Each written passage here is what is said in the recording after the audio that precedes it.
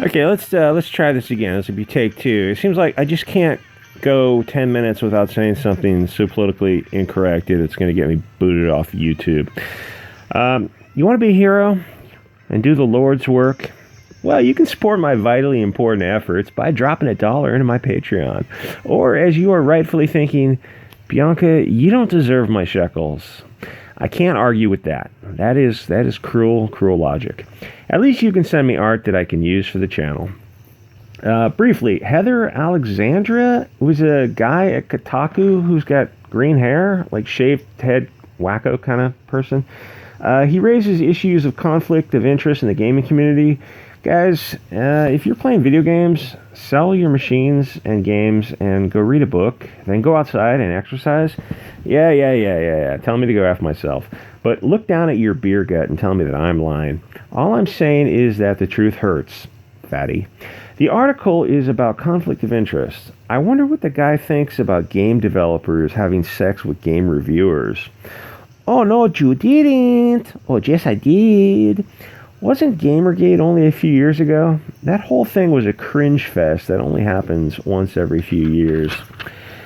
It's like when BuzzFeed had some con where their entertainment was a ball pit that someone peed in. It seems like cons are a great way to steal money from gullible kids. Why would someone want to meet an e-celebrity? It's just some prostitute in yoga pants and silicone jugs who will blow you for a line. Stay away from party girls. Sex is fun, but STDs are forever. Look for a girl who is less maintenance. Don't think of the short-term jugs in your face. Think of the long-term. Pick a good mother to your future kids, not a party girl who's been passed around. Secondhand poon is no poon for you. That would be a good title for YouTube, but they are not cool with that kind of thing. Probably be a good t-shirt, though. Where was I going with this? Oh, yeah, Star Wars and the impact of The Mandalorian. 1, why aren't there more films and shows like it? And 2, why are salty vaginas clenching in fury at it? Answer number 1 is Kathleen Kennedy. Number 2, soy sisters are untwisting their panties because they can't allow normal straight men anything that they enjoy. If these soy sisters see men having fun, they immediately put their heads together to shut it down. No good times by men are allowed. It's haram. All media must be globalist approved.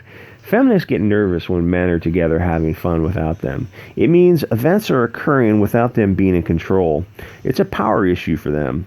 These single cat moms whose minds have been rotted by cultural Marxism pushed by globalists can't understand why they're single. They want to control men when they can't even control their own lives. And to be fair, before you bash me, the male feminists, they also control women when they aren't raping them. Those guys are very, very dangerous. If you're a female feminist, great, fine, but stay away from the guys. Go get yourself a normal guy who's not a feminist, who thinks feminism is stupid and who likes Trump. And you may not agree with the guy politically, but he's not going to, at least he's going to treat you like a human being. You guess what? You don't have to agree with your spouse on politics. I don't know how to make that sink in, because politics, in the short term, they're not really affecting your life. Find yourself a guy or girl that you can have kids with and raise a successful family with, and just don't talk about politics. Anyway, they seem to, these weirdo, wacko feminists seem to crave male attention. It's hysterical when you see their boyfriends. They usually have the bald-headed, bearded, open-mouthed, bisexual boys who love it when their girlfriend pulls out the strap-on. The problem is we have allowed these insane women to control the narrative. If enough people just said, hey, not all things are for all people. Men and women are different. There are movies for men, and some of them are better for women. But this goes against their narrative. A lot of their perspective only makes sense once you change your perspective. Assume that their goal is to increase the fighting between the sexes. The ultimate goal is to lower the birth rate between you people. They also want to keep people distracted with silly bickering so they can't notice what's going on around them. They want the weeds as high as possible because weeds hide snakes. Think how much fun a simple story like Mando was. The writers didn't break their arms writing extra dialogue. Even some of the acting was clunky. People said Carl Weathers was a little rough, but I don't care because I like Carl Weathers. And because the show has kind of a campy, lower budget vibe to it, Carl Weathers, he's kind of a larger-than-life, over-the-top character. But since the main character is, well, I guess, yeah, they're in armor, you can't see their faces, it seems to work out. I mean, it's kind of weird not to be able to read facial expressions. That was kind of the problem I had with the Spider-Man when one of the earlier Spider-Mans, when the, oh, God, who's the guy, the Green Goblin and Spider-Man are having conversations. You can't read their faces. It's very strange. So maybe it works out well that the episodes are short. I think not being able to see a character's face would get old real quick. My point was that if we want to stop this kind of bitching, more people need to speak up on social media and say, hey, it's good that men have things that are made just for men. We need to respect the sacred masculine. Women need to listen to and respect men. Hashtag believe men. Basically what I'm saying is that if you want to rebut NPCs, you need to learn to speak their language. Think of it this way. You know how cultural Marxists freely redefine words? Well, so can you. Like I always say, in a world where a man can be a woman and use the ladies' locker room and compete with them in sports, anything is possible. What is going to happen? I mean, eventually, what's going to happen with the Olympics? Eventually, that's going to come up, right? I mean, someone's going to... Well, the thing is, the Olympics is kind of international. It's not just a Western sport, so you're not going to have... It's probably not going to take hold for a while, and I get the feeling that there's a backlash coming to this whole cultural Marxist stuff. I can't say anything more about it on YouTube.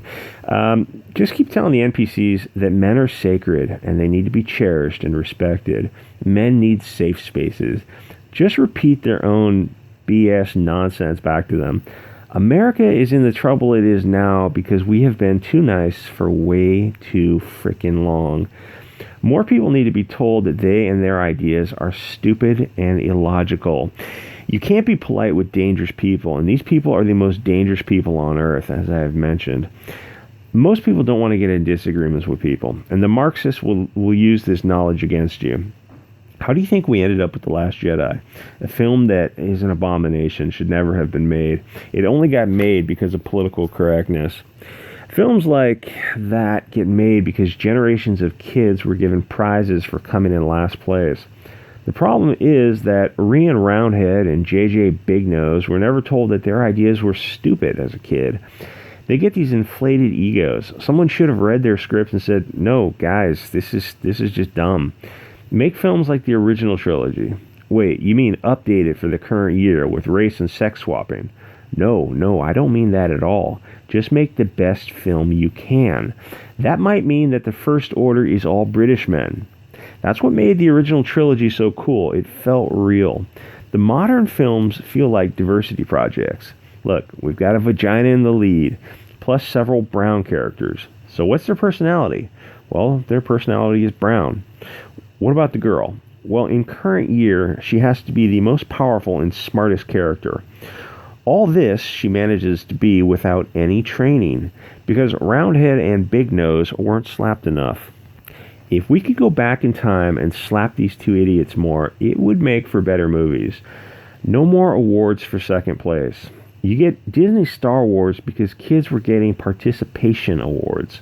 A film doesn't need half women and half men. A film can be either or. If you don't like it, choose something else, like Batgirl and, I don't know, the most recent Star Wars trilogy, which got plenty of females and diversity, purse puppies in there. More people just need to find their balls and say, I think Star Wars was better when it was full of Englishmen. But we need diversity. No, we don't. Diversity is really, really lame. Does Black Panther need more diversity? You know, I had some more to say on Black Panther and Wakanda, but I think I'm just going to skip that because I'm already in enough hot water with YouTube.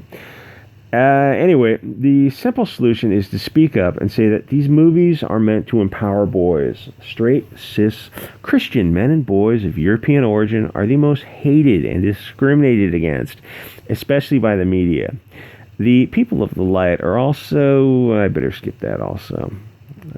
Yeah. Okay, so why don't women watch Batgirl or Charlie's Angels? Good point, Bianca. I'm glad you asked. Could it be that women are boring in these roles?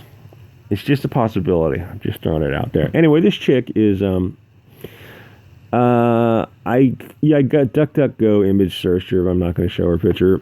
She's not as hideous a wildebeest as most of these feminists usually are. So I kind of think, if you're one of these feminist chicks or a feminist soy boy, put down the junk food, put down the beer, and just for a little while, cut back on the weed, pick up some vegetables, start walking, then maybe start a little jogging.